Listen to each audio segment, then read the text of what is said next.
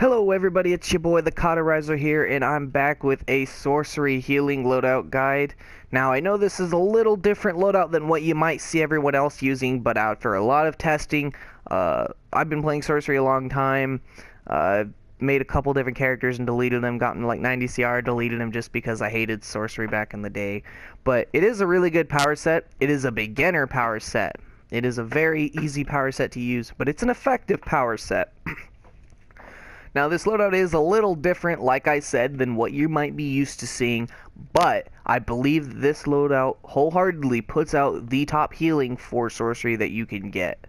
Now, I know you might be able to swap in Soul Siphon and maybe push out more HPS by a few points, but overall this is probably the best loadout you're going to get.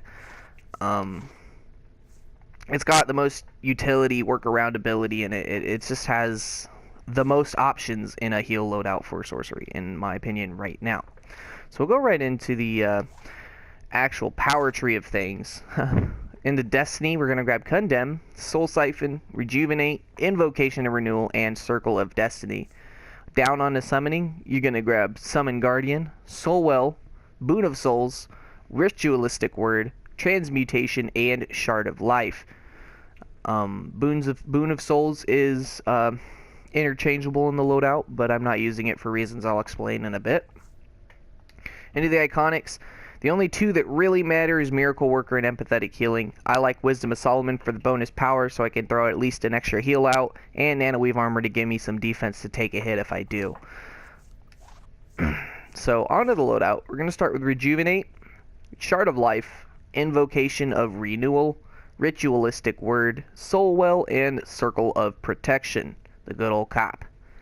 So we'll start off with Rejuvenate. This is our basic single target heal. It's got a very low cooldown. We're going to be able to spam it pretty rapidly. And it's going to give us our Golden Soul Aura, which is pretty much our Sorcery healer mechanic. It's 10% passive critical healing chance. Really nice ability.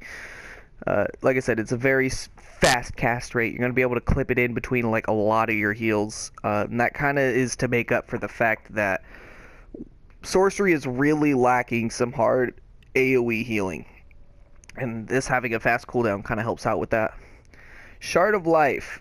This is a really nice newish ability, I guess, if you haven't played Sorcery in a few months. It was kind of reworked into the healing side of things. So really nice ability here. What this is going to do is apply your red soul aura, the bad karma, to the enemy.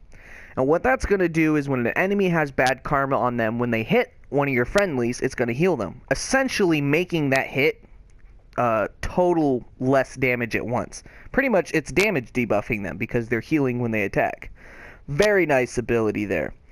It's a quick little heal over time to the tank, anyone else around it. It's effective. And you're going to be clipping that with Rejuvenate pretty much every time. Shard of Life does not clip anything, but it can be clipped from virtually everything in this loadout. Except, I believe, Soulwell. So, it's very nice.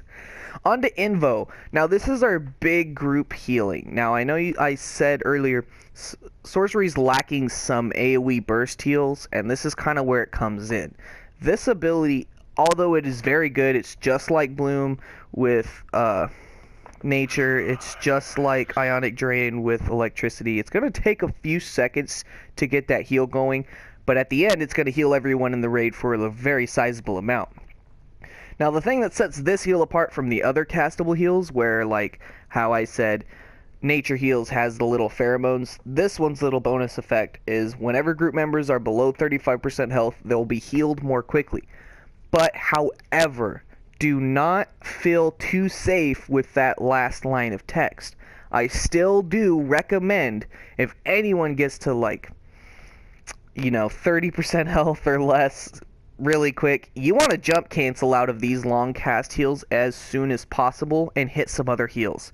Because you never know if in a second that person's going to get hit and die, or in that second if your heal is going to be able to finish off and heal them up.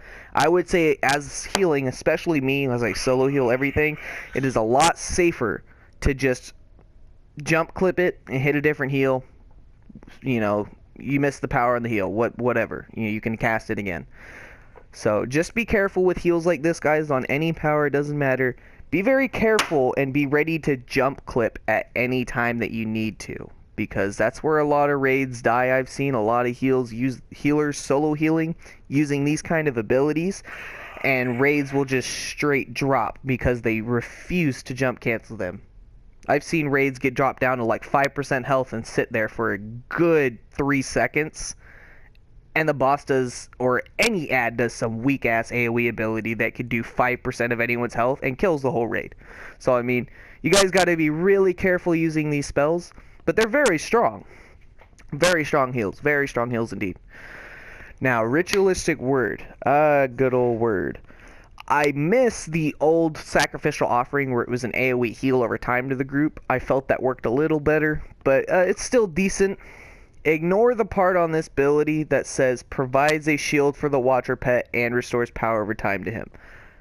Garbage. Don't worry about that. That's pretty much only for PvP.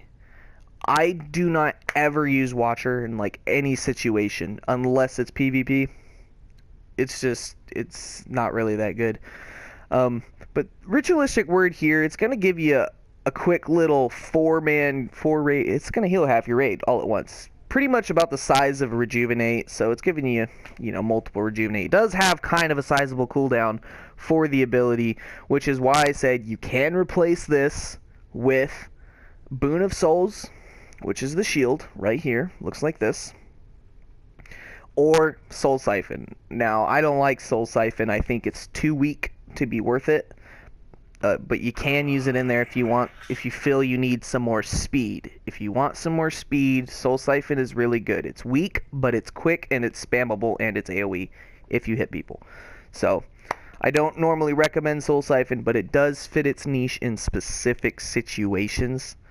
I would probably just take Boon because I don't like Soul Siphon anyways. But I still acknowledge the fact that it has a use. Now, under Soulwell. Here to Soulwell. This is what I think makes Sorcery really good. This and Circle of Protection, of course.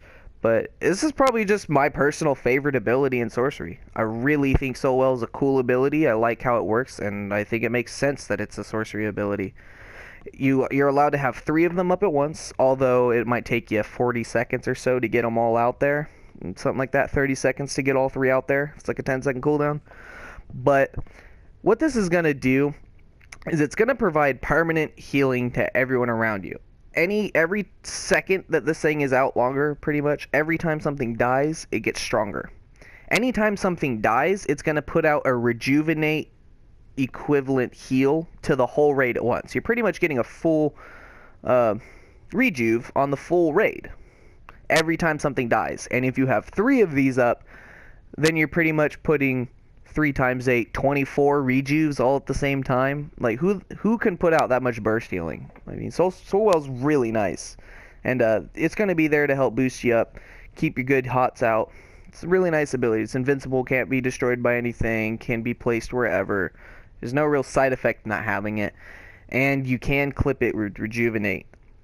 Now, Circle of Protection, this is the big thing. This is one of the abilities that I felt made Sorcery the strongest healer in the game for a couple years straight. A lot of people felt it was the strongest healer. I still always thought it was Nature, but Sorcery was definitely very strong a couple DLCs ago. I just think with the way things work now and how the other powers work, the other powers just fit the DLC better than Sorcery. Still a good power, though.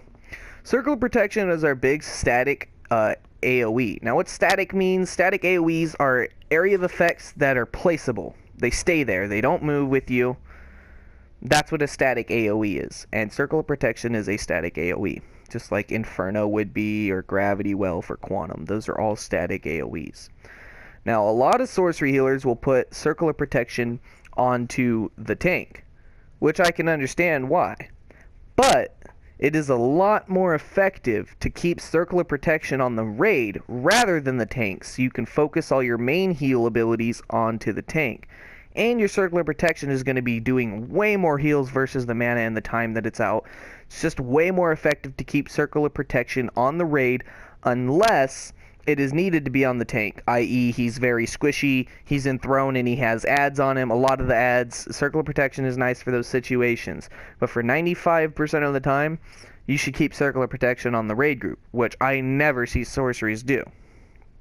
Now, like I said, if you don't do that, it's not going to kill you, but it is definitely going to help boost your heals a lot. Now, a little trick to doing this, maybe I'll show you guys down by the training dummies here. I'll show you guys a little trick so that way you can always have Circle of Protection casted at your feet there.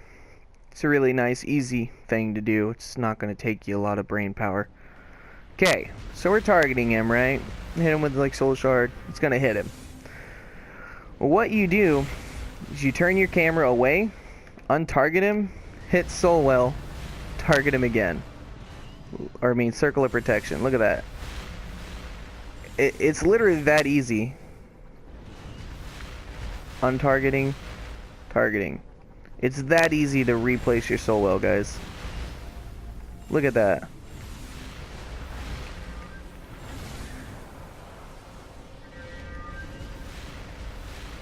That's how it works, guys. Anyways, that's my sorcery loadout guide. I hope you guys liked it. Give me your comments, subscribe.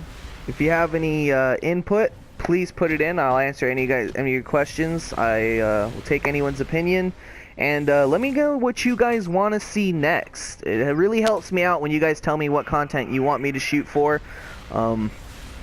It helps my channel grow, helps me get out to what you guys want, and I'm here for you guys. You know, I'm not trying to I obviously don't make any money off of YouTube yet, so I'm here to give you guys information and help you out in any way possible. So let me know what you think. Thanks for watching. Have a good day. I'm Cauterizer, out.